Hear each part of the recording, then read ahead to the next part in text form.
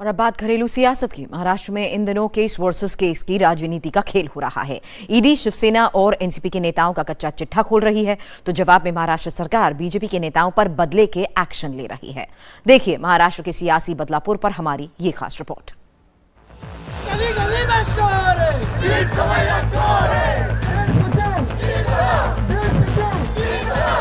गली में शोर है, गली में शोर है।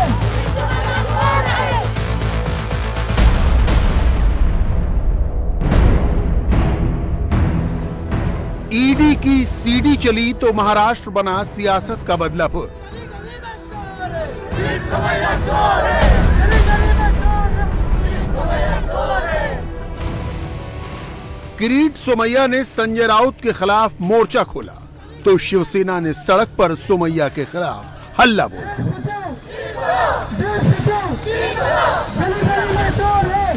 मगर मामला महज सियासी हल्ला बोल तक महदूद नहीं है।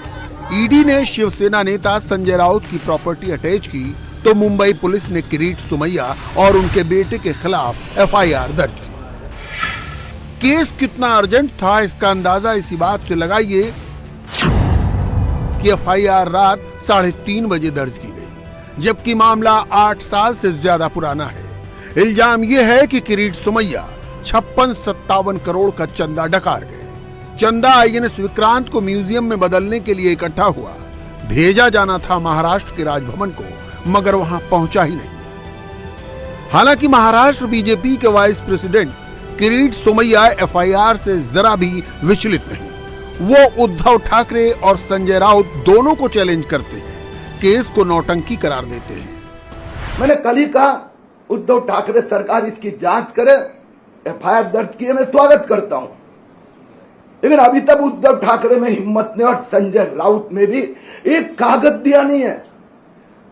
58 करोड़ इकट्ठे हुए, मनी लॉन्ड्रिंग हुआ, 4 बिल्डर के थ्रू किरीट सोमैया के अकाउंट में आए हैं, एक कागज तो दिखाओ। एफआईआर की कॉपी ठाकरे सरकार मुझे दे नहीं रही है, बोले रजिस्टर्ड हो गई है, लेकिन एफआईआर की कॉपी दे नहीं रही है। क्यों? क्योंकि उसमें कुछ है ही नहीं, एक कागज नहीं है, एक डॉक्यूमेंट्री एविडेंसेस नहीं है। महाराष्ट्र में केस वर्सेस केस की सियासत का नया चलन चला है। दरअसल महाराष्ट्र विकास अघाड़ी के बड़े बड़े नेता पहले से शिकंजे में हैं। शुरू करते हैं एनसीपी के नेताओं से।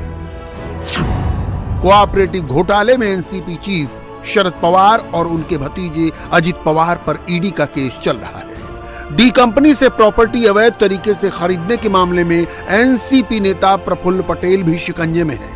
पूर्व गृह मंत्री और अनिल देशमुख 100 करोड़ वसूली कांड में सीबीआई कस्टडी में है। जमीन घोटाले में अल्पसंख्यक मामलों के मंत्री नवाब मलिक जेल में हैं। फोन टैपिंग मामले में एकनाथ खड़से फंसे हुए हैं।